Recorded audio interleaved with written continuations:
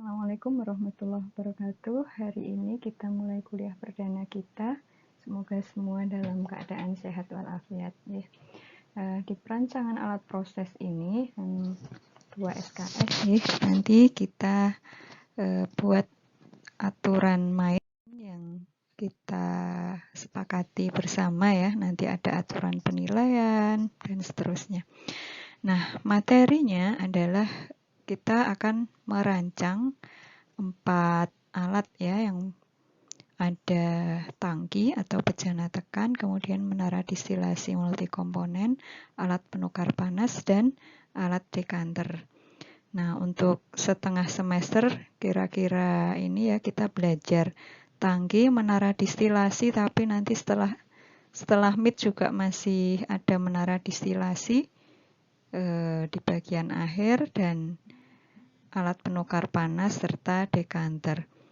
Kemudian nanti akan ada 4 tugas ya, masing-masing tangki ada tugas, menara distilasi multikomponen ada tugas, alat penukar panas ada tugas, dan dekanter juga ada tugas. Nah, ini pustaka yang digunakan ya, Anda harus aktif dan kita nanti kuliahnya teksnya dipakai bahasa Inggris langsung ya. Saya ambilkan dari textbooknya supaya Anda terbiasa membaca textbook bahasa Inggris. Nanti saya terjemahkan seperlunya saja ya, sedikit saja yang saya terjemahkan. Anda saya harap lebih aktif gitu. Kita pakai buku Chemical Engineering Design dan proses heat transfer untuk alat penukar panasnya, dan yang Chemical Engineering Design ini untuk 3 alat. Nah, ini aturan penilaiannya, UAS dan UTS porsinya sama, masing-masing 25%, tugas mandiri 25%, keaktifan Anda juga ada presensi, ada kuis ya. Ada ya keaktifan di setiap perkuliahan itu porsinya 25%. Nah, ini penilaiannya, jadi kalau Anda mau dapat nilai A, Anda harus mengumpulkan minimal 80 poin. Nah, kita mulai ya. Kita awali dengan merancang bejana atau tangki ya, karena semua alat di industri kimia itu ininya tangki, basicnya adalah tangki ya. Nah, di sini di buku yang saya tunjukkan tadi ya, di buku yang pertama Chemical Engineering Design itu di chapter 13 ya. Nanti Anda buka di situ chapter 13. Saya berharap Anda baca semua, tapi memang di kuliah ini tidak mungkin waktunya ya, jadi Anda harus lebih aktif. Jadi chapter 13 ini mengemukakan tentang beberapa aspek desain mekanis ya di pabrik kimia. Nah, terutama yang berhubungan dengan yang menjadi tugas insinyur teknik kimia.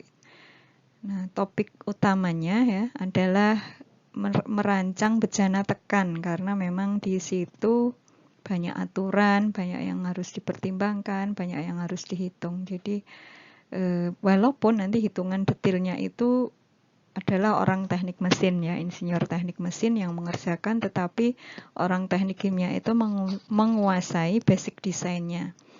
Nah, ada merancang tangki penyimpan ya, ada heat exchanger ya, alat penukar panas, kemudian alat-alat yang berhubungan dengan tekanan ya, mungkin bahkan tekanannya bisa vakum gitu ya, lebih rendah dari tekanan atmosferis, itu juga menjadi ranah basic design untuk teknik kimia. Nah, jadi chemical engineer itu ya, orang teknik kimia itu ya tidak selalu harus menguasai detailnya, nggak perlu juga, karena itu memang detail untuk orang teknik mesin. Tapi kalau bekerja dalam satu tim itu harus bisa berkomunikasi. Nah, ini gunanya orang teknik kimia ada di situ, dan biasanya jadi leader ya di situ karena dia menguasai prosesnya.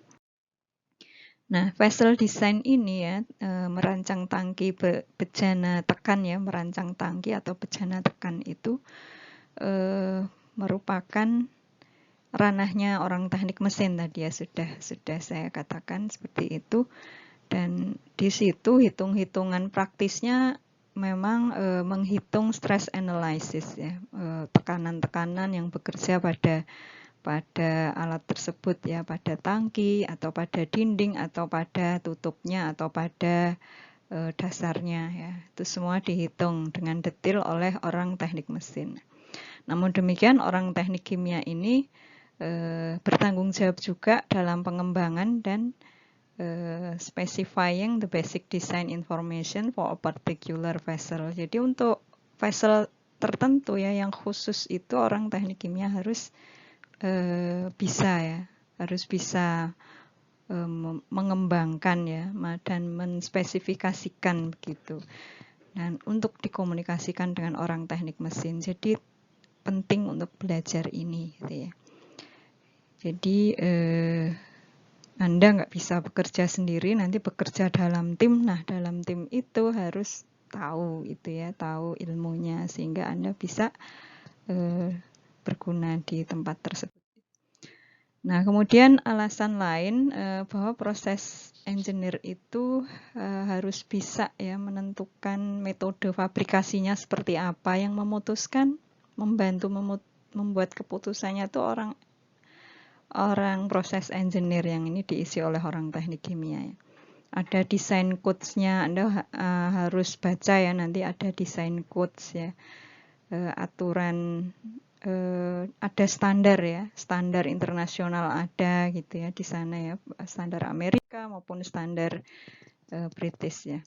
Nah, basic data apa saja yang diperlukan oleh seorang perancang ya untuk merancang desain? Ada vessel function-nya apa, fungsi bejananya apa, gitu. Kemudian proses bahannya apa, bahan yang akan diproses ya, proses material and services, apa yang akan diproses oleh tangki tersebut gitu ya. Tentu kalau menjadi bahan prosesnya apakah asam, apakah mudah terbakar, itu akan berbeda ya dengan bahan yang aman gitu ya, bahan yang ataukah food grade gitu, tentu akan berbeda. Nah, kemudian operating and design temperature and pressure ya. Operating ya, tekanan operasi, tekanan desain, suhu operasi, suhu desainnya berapa. Material of construction ya, bahan konstruksinya apa, vessel dimensions and orientation, ukuran tangkinya ya, tipe vessel heads to be used ya, apa yang tutup tangki seperti apa yang akan digunakan. Nah, tentu nantinya dihitung dengan beban ya, sesuai beban kerjanya seperti apa. Tidak semua bentuk tutup tangki itu memiliki performan yang sama, sehingga nanti harus dipelajari yang cocok yang mana. Kemudian opening and connection required ya. Nah, ini tempat bukaannya di mana, tempat sambungannya di mana. Kemudian specification of heating and cooling jackets or coils. Ya, ini spesifikasi dari pemanas dan pendingin, apakah dia pakai jaket atau coil ya. Coil pemanas, coil pendingin, ini semua harus diketahui informasinya, basic datanya itu harus ada. Type of agitator ya, tipe pengaduknya seperti apa. Kemudian specification of internal fittings ya, ini fitting ya yang di dalam. Jadi sebuah tangki itu dia tidak hanya bentuknya silinder terus pakai tutup. Nah, tutup ada bukaannya, ada connectingnya, ada fitting-fittingnya di dalam. Nah, itu nanti apakah dia berguna sebagai apa fungsinya? Fungsinya sebagai reaktor, sebagai menara distilasi, atau sebagai heat exchanger. Nah, itu nanti fitting-fittingnya akan berbeda. Nah, kemudian pengetahuan dasar ya, an elementary understanding of pressure vessel designs is needed in the preliminary stages of design. Jadi ini Anda nanti kan melakukan skripsi prarancangan pabrik kimia, itu namanya preliminary design ya. Nah, Anda harus tahu apa saja yang diperlukan ya dari desain pressure vessel itu, apa saja gitu ya. Kemudian jadi yang diperlukan itu yang awal-awal ya, namanya preliminary design. Jadi Anda nanti melakukan prarancangan, bukan perancangan. Kita memang mata kuliahnya perancangan, tapi sebetulnya kalau ingin jadi perancang yang betulan ya harus ambil kursus lagi nanti ya. Misalnya ada kursus sebuah alat tertentu bagaimana merancangnya, itu nanti setelah Anda lulus Anda ambil seperti ya ambil sertifikasi ya, seperti kursus lagi gitu ya, tergantung Anda nanti kerja di mana gitu ya, pasti akan menempuh lebih spesifik lagi. Nah, kalau Anda tertarik ya nanti bidang kerjanya apa, Anda harus siap belajar lagi. Nah, tapi Anda harus menguasai yang elementer ini, yang dasar-dasarnya gitu ya. Untuk masuk ke sebuah posisi tertentu kan harus bersaing ya. Nah, Anda harus menguasai. Jadi nanti saya berharap Anda itu tidak tergantung pasif ya, tergantung apa yang saya jelaskan. Enggak, Anda harus mau belajar baca banyak ya. Nanti ada beberapa yang harus Anda baca sendiri karena tidak mungkin selesai saya jelaskan di satu pertemuan atau hanya seperti tatap muka kuliah itu tidak selesai gitu ya. Jadi Anda harus baca. Nah, tadi ya elementary understanding ya, yang diperlukan untuk preliminary design ya. Kemudian untuk menentukan harga ya, biasanya Anda kalau ngerancang alat itu ujung-ujungnya di harga. Nah, harganya berapa? Nah, harga ini biasanya tergantung ya, pada weight of metal required ya, berat dari logam yang diperlukan, karena semua alat itu kan ya hampir semua alat itu menggunakan logam ya, metal, baik dia tahan karat atau tidak gitu ya, semua perlu dan itu perlu Anda ketahui. Anda juga sudah belajar bahan konstruksi ya di teknik kimia, jadi itu pengetahuan yang harus Anda miliki. Nah, bahan yang berbeda itu harganya juga akan berbeda, dan kalau Anda lakukan prarancangan pabrik ya, itu nanti di akhirnya ada perhitungan ekonomi. Nah, salah satunya berapa cost alat ya, harga alat itu based on the weight of metal required, and hence require an estimate of the vessel wall thickness as well as its volume. Jadi kalau udah tahu volumenya, tugasnya apa, suhu tekanan berapa ya. Nah, nanti tebal dindingnya itu berapa. Nanti di kuliah ini pun sampai detil itu juga itu jadi penugasan ya, detilnya. Nah, kalau di ujian ya paling hanya cukup waktunya untuk menghitung berapa tebal dinding sel, tebal tutupnya, tebal dasarnya, bentuknya seperti apa, ukurannya bagaimana, dimensinya ya paling hanya seperti itu waktu yang cukup ya. Kalau untuk menentukan sampai detail, sampai gambar seperti apa gambarnya, itu jadi penugasan nanti. Nah, itu Anda harus baca ya, harus lakukan itu. In many cases, the required wall thickness will be determined by the combination of load acting on the vessel rather than internal pressure alone. Ya, ini ada load yang lain ya, kombinasi ya. Nanti akan beban-beban yang lain itu selain beban internalnya. Jadi tangki ya. Tangki itu kan ada isinya. Nah, isinya itu membuat beban.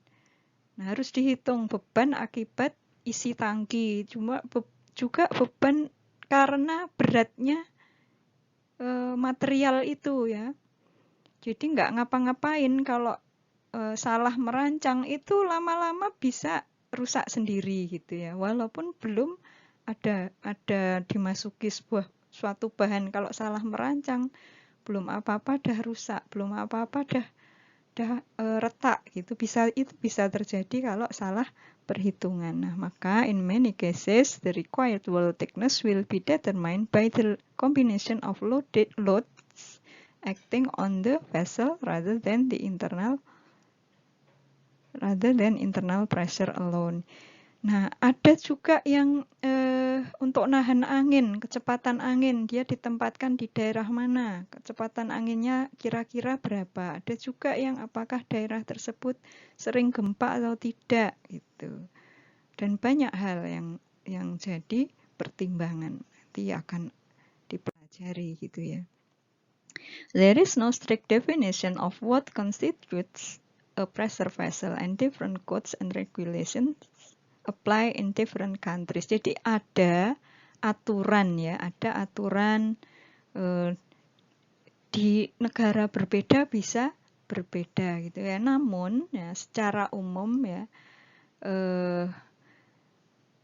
it is generally accepted that any closed vessel over 150 mm diameter subject to a pressure difference more than half bar ya. Kalau pressure difference-nya ya, beda tekanan lebih dari setengah bar, should be designed as a pressure vessel. Harus didesain sebagai pressure vessel. Jadi kalau beda, walaupun itu tekanannya vakum ya, tapi bedanya setengah bar, dia juga didesain sebagai bejana tekan.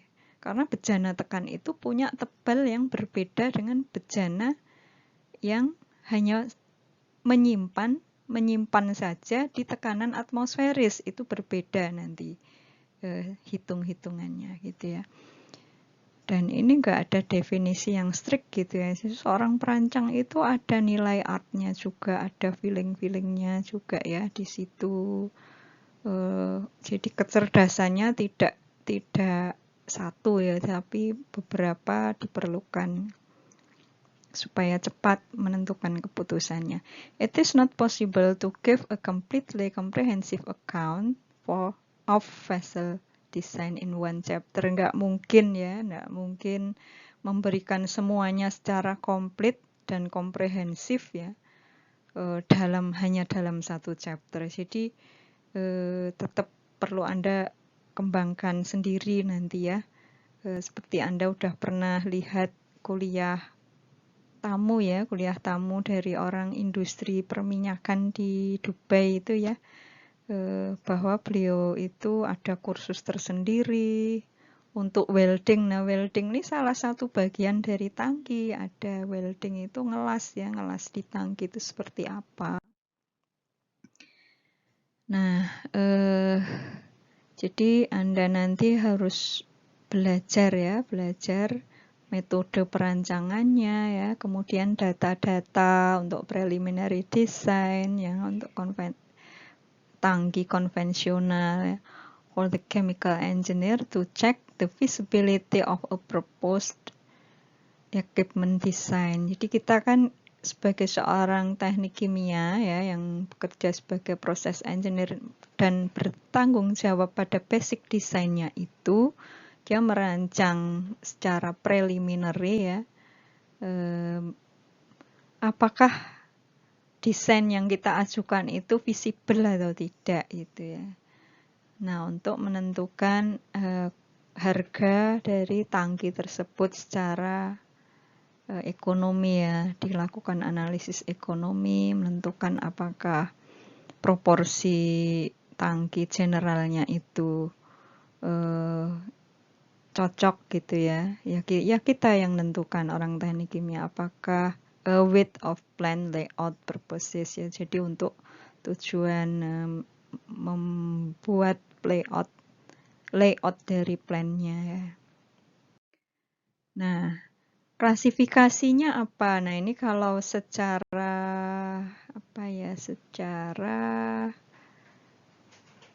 tujuan ya. Untuk tujuan desain dan analisisnya, ini pressure vessels, bejana tekan itu dibagi ya, dibedakan menjadi dua kelas ya, tergantung pada rasio dari ketebalan dinding terhadap diameter. Ada yang dinamakan thin wall vessels, ada thick wall vessel ya. Kalau thickness-nya, ketebalannya kurang dari satu, rasionya kurang dari 1:10 dia tergolong thin wall vessel, kalau lebih namanya thick wall vessel.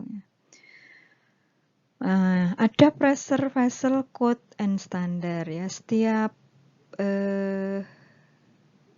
merancangan ya, setiap merancang. Jadi ini nanti Anda lihat aja di tabel 13. Nanti kita lihat ya, contohnya di pertemuan selanjutnya ya. Tapi Anda bisa lihat di bukunya gitu ya. Nah, ini in all major industrialized countries, the design and fabrication of thin wall pressure vessels is covered by national standards and codes of practice. Jadi pada kebanyakan negara industri ya, negara yang maju ya, negara yang industrinya banyak besar, desain dan fabrikasi thin wall pressure vessel ya,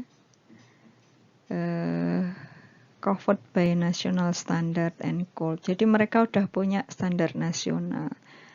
In most countries, it is a legal requirement that pressure vessel must be designed. Ada aturan legalnya ya, constructed ya, untuk desain, konstruksinya, dan pengujiannya ya, untuk in accordance with part of or all of design codes ya, baik sebagian maupun keseluruhan standar itu ya, standar perancangan. Kemudian the primary purpose, jadi tujuan utama desain code ini adalah untuk menjamin ya, aturan tersebut menjamin keselamatan ya, supaya desain yang kita hasilkan itu terjamin keselamatannya kalau dibuat ya, kalau dikonstruksi. Jadi kalau ada tangki meledak itu siapa yang tanggung jawab? Kalau basic desainnya betul dan orang konstruksinya mengikuti basic design ya, construction ya, kalau diikuti ya insya Allah aman gitu. Tapi kadang ada yang di luar ya, dia katakanlah human error dan seterusnya. Nah, nggak tahu kalau ada tangki meledak itu siapa yang bertanggung jawab. Orang basic design harus mengapa ya, kalau desainnya betul ya bukan dia yang bertanggung jawab, tapi mungkin bagian yang lain gitu. Tapi awalnya dari basic design ya. Jadi tujuan utama kenapa ada standar perancangan itu ya untuk menjamin ya, aturan itu menjamin keselamatan ya, menjamin keselamatan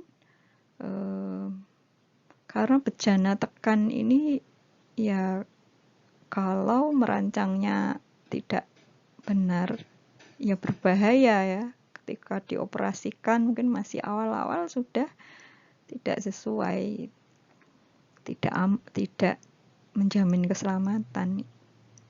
Nah, dan jadi intinya untuk keselamatan ya, K3 itu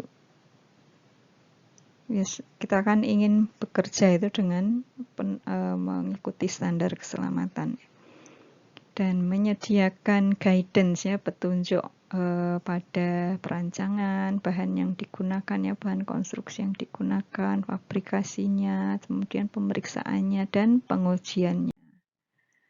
Nah, ini kalau di negara ya, they form a basis of agreement between the manufacturer and customer, the end customer's insurance company. Jadi form tersebut ya untuk menjadi dasar agreement ya antara pabriknya, customernya. Jadi si pabrik yang membuat alat tersebut ya, tangki atau bejana tekan, dengan customernya ya, yang memesan ya, misal pabrik apa itu ya, kan pesan tuh di pabrik pembuat alatnya ini. Nah, kemudian ada perusahaan yang menjamin ya, perusahaan asuransi yang menjamin ya, customers insurance company kan. Semua alat tuh harus diasuransikan. Kalau terjadi kecelakaan ya asuransinya ini yang akan bergerak itu. Nah, yang akan mengcover ya kalau terjadi sesuatu. Kemudian standar kalau yang digunakan di Amerika Utara ya. Nah, dan most commonly reference international. Jadi ini ASME ini gunakan ASME ya.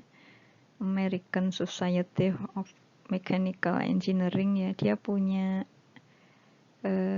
ASME Boiler and Pressure Vessel Code ya. ASME B Boiler and Pressure Vessel Code ya.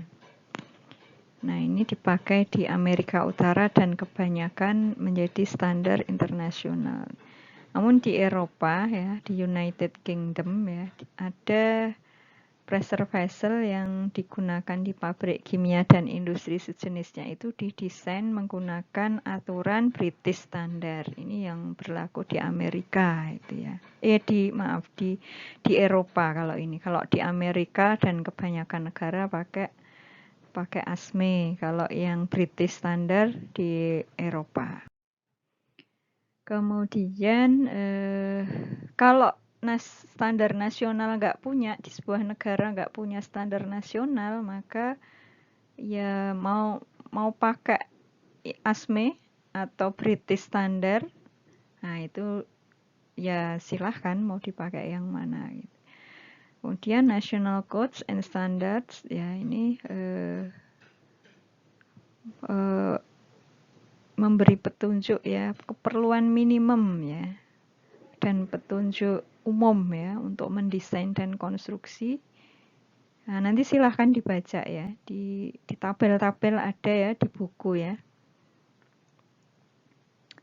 Any extension beyond the minimum code requirement will be determined by agreement between the manufacturer and the customer. Ya, jadi itu. Nah, kemudian bentuk-bentuk ya. Bentuk-bentuk tangki itu kalau digambarkan dalam sebuah gambar itu ada yang bentuk elips tutupnya. Nah, ini badannya ini silinder. Kemudian yang ini cone ya, kerucut. Ini silinder lagi, yang ini setengah bola atau hemisfer ya. Jadi yang ini elips, silinder, cone ya, silinder lagi dan setengah bola. Ini berdasarkan tipe vessel yang berdasarkan bentuk. Ya, demikian mata kuliah kita ya yang bisa saya sampaikan. Mudah-mudahan Anda menjadi rajin belajar karena memang Anda harus berusaha untuk bisa. Demikian yang bisa saya sampaikan pada kuliah pertama ini. Billahi taufiq wal hidayah. Assalamualaikum warahmatullahi wabarakatuh.